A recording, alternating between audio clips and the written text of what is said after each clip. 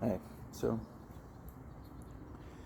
I occasionally do these where I talk about stuff I've been thinking about, just dwellings of an autistic man.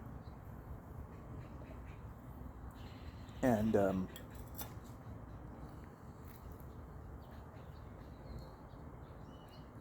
lately I've been thinking about the place that we are in history. And I think looking back historically, in 50 or 100 years, people will look back at this time, and this will be a crucial crossroads. And the path that we take, I think, right now will decide a lot of what happens in the future in ways that we cannot even begin to fully comprehend or predict. And I think the Great American Experiment, as it's called, is subject to many people right now around the world, forces that people don't actually comprehend or even working against them in many ways. Uh, Many might call it the deep state. Others might have different names for it. But ultimately, what it boils down to is the American people have had the veil pulled back. And while these forces have managed to worm their way into other areas of the world and essentially gain such a level of control in the world governments of places like Europe and Asia, many sections of that, South America, even to some degree Africa, in the places that are actually organized enough that they have a government that functions. And we are the last outlier. They even have Canada. They even have Mexico. These places are all controlled with these authoritarian, oppressive regimes. And the American people were born to be free. It's in our Constitution. We've just forgotten that. Most of us can't remember what it's like to be absolutely free because it's been so long.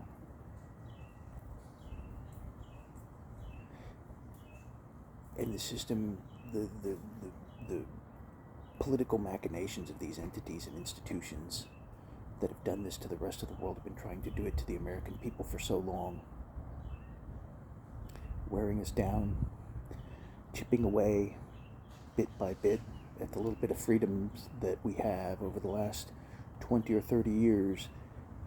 Every time a new law gets passed, a little bit of our freedom gets chipped away. They take something away in the name of, well, it's for the greater good. It's, it's for a better society, that kind of stuff. But if every individual has maximum individual freedom,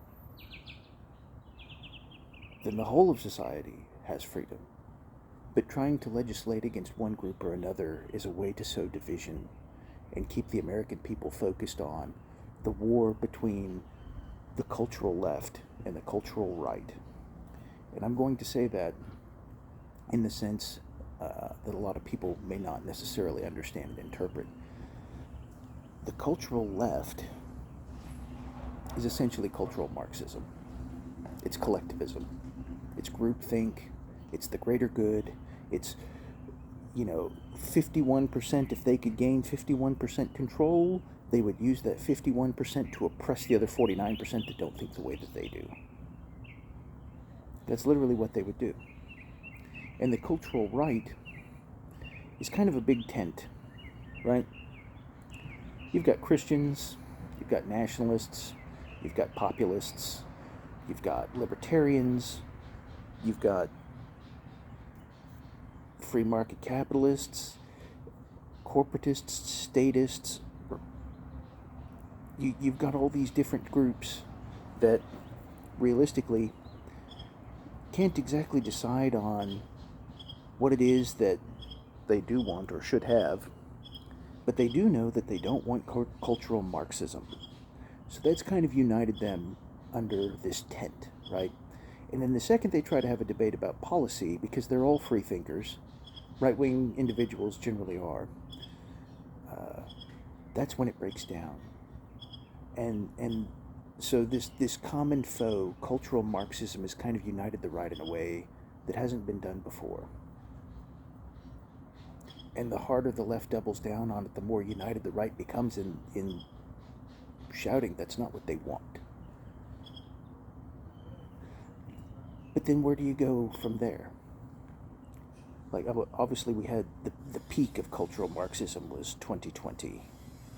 COVID and all of the Biden regime will be remembered as the peak of woke.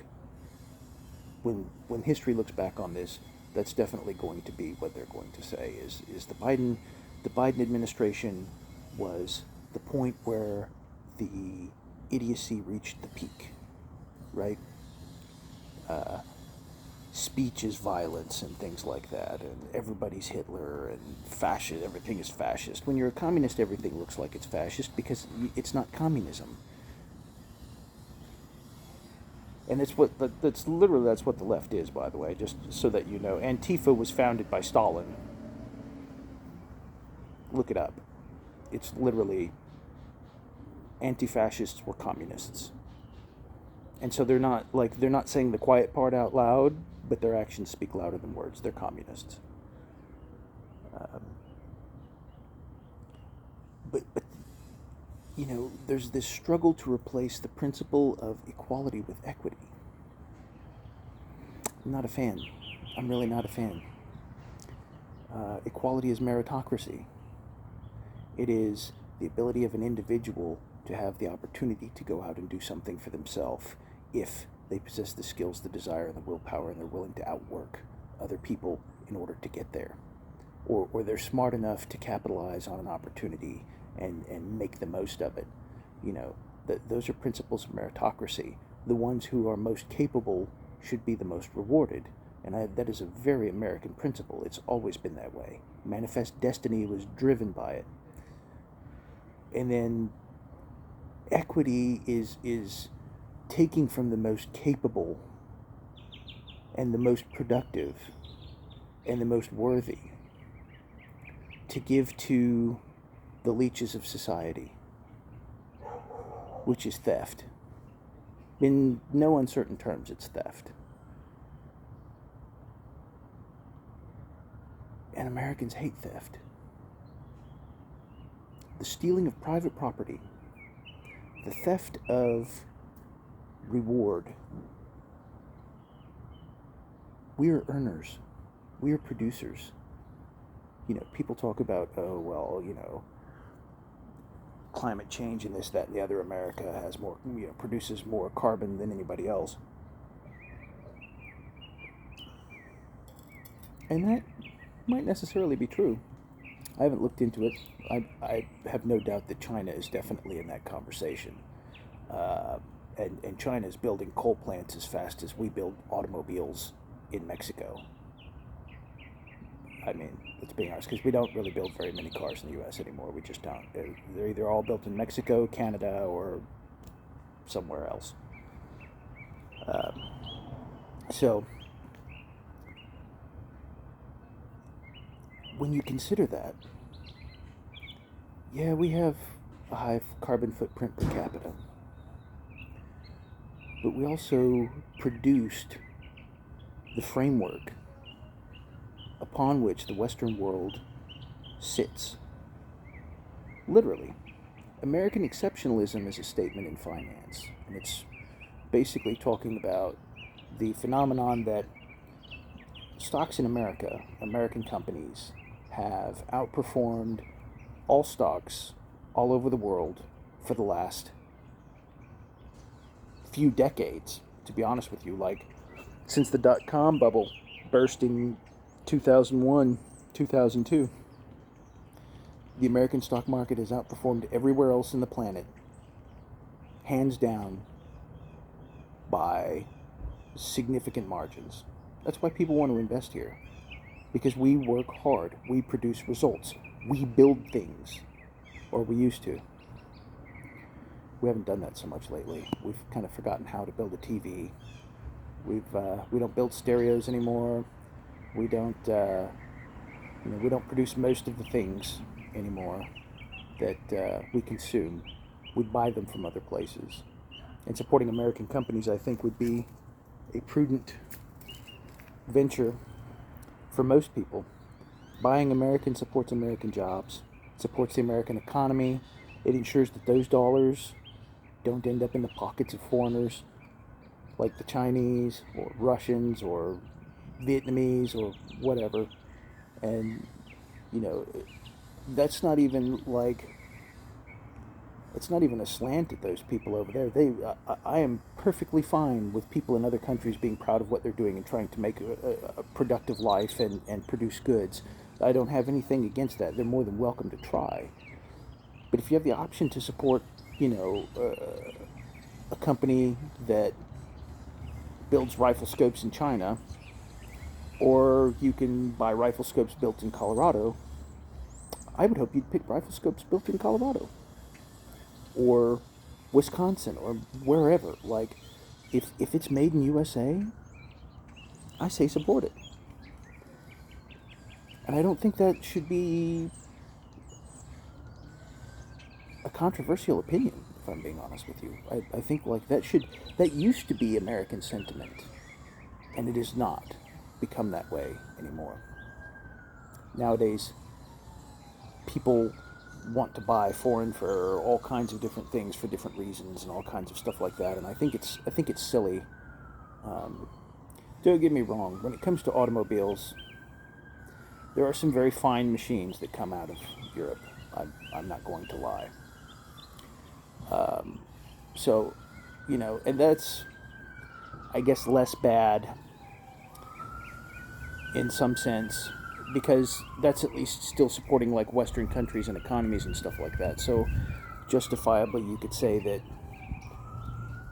that's supporting organizations that at least share some similar ideas, if not, you know, even though I think a lot of them actively work against us, if we're being completely honest, because if you look at the way that they legislate their nations over there, it becomes very clear that they want to take from Americans and put it in their own pockets, because they're Marxists. Most of them, all of them basically, are Marxists in some way, shape, or form. So they want to take from the haves and put it in their own pocket. And so when you look at this, the entire world essentially is living on foundations that America built. Look at electricity. Look at telephones. Look at microwaves. Look at televisions. Look at advanced metallurgy and the materials that they use in cars and planes and different things like that. Look at Wi-Fi modems, the internet. All of these things. Look, China didn't build that. Europe didn't build that. Africa didn't build that. South America didn't build that. The United States did. Think about that.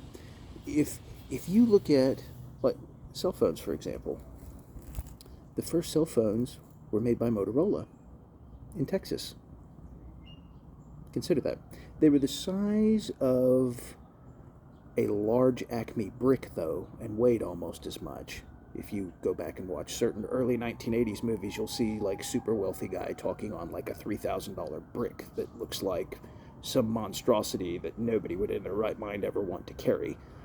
But from that point, we have now arrived at a device that fits in your hand, that plays videos has internet search capability, can call anywhere in the world, and uses a touchscreen built from components made in Korea, Taiwan, Vietnam. These are like, we have outsourced our own technology to these third world places. Well, I mean, not necessarily third world. I mean, Korea and Taiwan are fairly advanced. Vietnam is definitely not a first world country, though.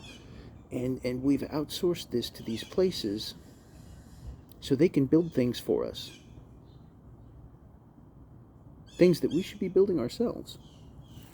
And the world has been working against American exceptionalism for so long that we've become completely okay with this because it saves money.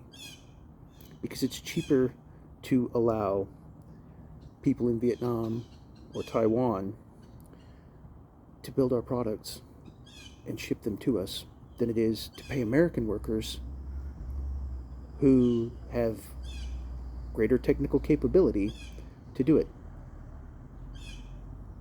But we have to do that, because if we don't, then companies from China, Korea, and Vietnam will come in and undercut us and sell their products cheaper because it costs them less money to produce them. But then we can implement tariffs. But people don't like tariffs because they raise the prices on things. Well, they raise the prices on things that are cheap and made in cheap places. And that is the way of the world. But when you even that out and you put American goods on even ground with these places where cheaper labor exists, then suddenly the price of those goods becomes about the same. And yeah, that means now we're paying the price of an American good for anything produced overseas, but I would hope most people would understand that in that situation, the American product, by default, basically becomes the best option. And so, when that's the case, then you're going to support American companies. There'll be more American manufacturing jobs.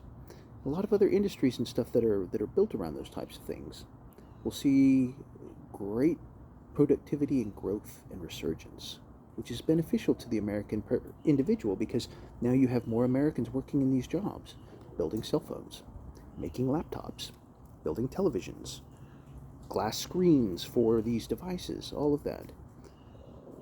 And it would be a return to American exceptionalism again. But the thing that we need to keep most in mind, I think, is the war on truth is really what the culture war is. The war on truth has exposed most Americans to the reality that the system is working against them to keep them from knowing what's going on. The deep state is making it difficult to find the truth because they want Americans confused. Think about that. They want us confused because if we united and realized what was actually going on, rather than being divided and fighting amongst ourselves over idiocy, really. Most of the stuff that the left wing is up in arms about is minutia that is completely irrelevant. It's minor talking points. It's CNN garbage. And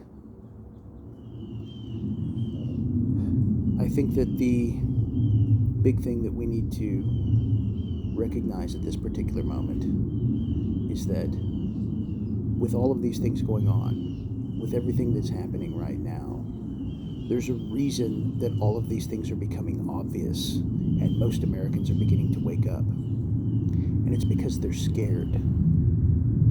The deep state is worried that the boot heel that they're trying to put on the neck of this country is going to slip off, and then they will awaken a sleeping Leviathan.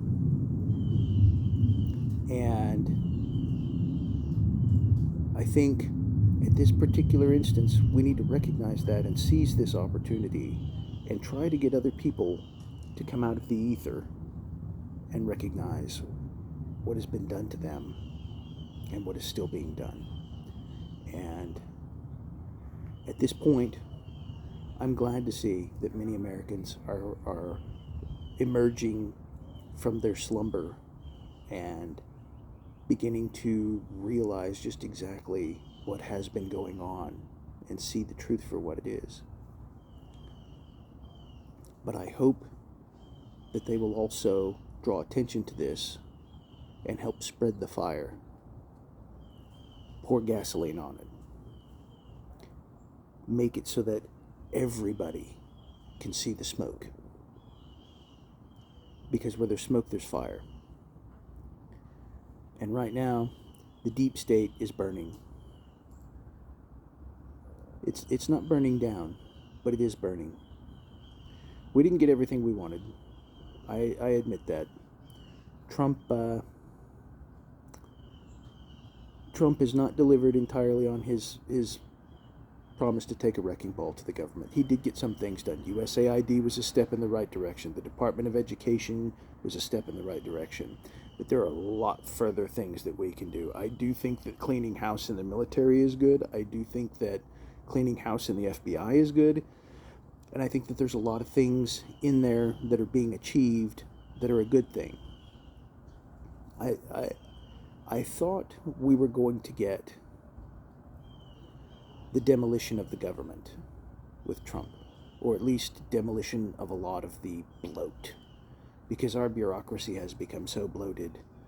It is, I think, incomprehensible to most people, which is a shame, because the scope of it is so monstrous that once you realize what you're staring at, it's terrifying to realize that much of our government is run by people who aren't elected, are appointed, and have different ideologies than the rest of the general public in general. And so the fact that this is a house cleaning event, I think, is more accurate than a demolition event. And so as far as Trump's administration goes, I don't think he's the leader that we wanted as far as all that goes, but I do think he's at least the leader that we needed at this point in time. I don't think we're going to get where we want to be in one term. I don't even know if it could be done in 2 terms.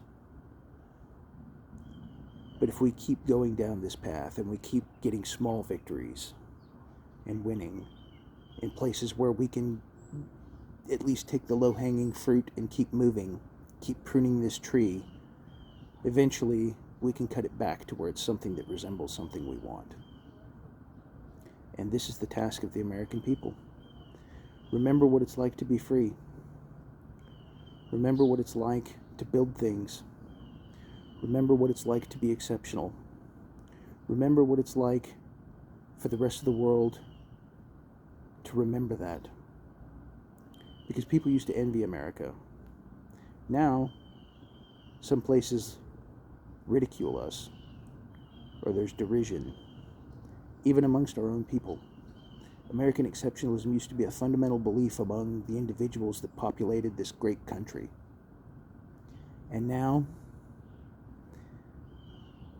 the kids are being taught to hate who they are, to hate where they're from, to remember all the bad things that America's done. But they're not being taught all the good things America's done. Consider that. You know, has America been the villain at times? No doubt. I think it would be unfair to look back at history and assert anything differently. We've made bad decisions for the right or wrong reasons. It's difficult to discern that from the individuals involved unless you're capable of talking to people that made those decisions, and many of them are dead, most of them in fact. So it's impossible to sit and say, why did we do this, why did we do that, this, that, and the other. You can speculate about all of that, it doesn't matter. But we also did great things. We built the Panama Canal, even though that cost a lot of lives at a time back then. You know, most public works projects of that scale that were doing things like that were the same way. The Hoover Dam, all of that. They were dangerous jobs, working high up. Building skyscrapers was dangerous. But we built the tallest buildings in the world up until very recently. We advanced technology in ways that other people couldn't even imagine. We truthfully optimized warfare to a scale that most of the rest of the world still can't match. When we enter a conflict, the side that we join rejoices because American exceptionalism still exists. And I think I think the only reason that Iran immediately bowed out of the conflict with Israel, for the most part, was because of the intervention, the B-2 stealth bombers dropping bombs on their nuclear facility. They claimed it wasn't destroyed, but I think we all have a pretty good idea of what actually happened there. And I think that they recognized the moment that we went full scale with a tactical strike of our own on that particular facility. Iran might have had machinations about trying to use the IRGC against Israel. But the moment the U.S. stepped in, Iran recognized that we had drawn a line in the sand, and they were like, okay, got you. We're not going to cross that line. So it's good. It's good. And I think that signal is something that the rest of the world took notice on, because they recognized what Iran saw, and Iran recognized it. And Russia stayed out of it. China stayed out of it. All of the allies, even the Arab nations around Iran, stayed out of it. Think about that. Same thing with Hamas, actually, in Palestine. If you want to get technical on it, if you look at that situation there, it's pretty wild. But all of the people who supported them for so long, not a peep. No support, no help, no nothing. Iran was the only one that was even trying to prop that up, but even then, Hezbollah was backing off because their proxy nearby was pretty much getting beat up badly, and they just didn't have the forces and the support to continue. So all of this conflict that's going on in the Middle East right now, and I don't care, one way or the other, how all of this ultimately goes. But one thing I can say for sure is people in the Middle East have been killing each other for 2,000 years. Odds of that changing are probably not going to be very high. I don't know. I think Trump is trying to expand the Abraham Accords. We'll see about that. But like I said, peace in the Middle East has been a meme since the 90s. I don't see that changing. But that's off topic a little bit. I think we need to return to American exceptionalism.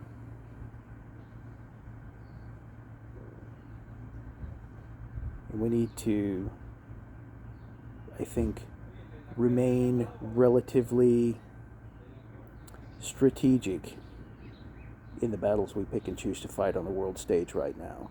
Because America has enough problems that we need to fix what we have going on in our own backyard before we start trying to police the world. And frankly,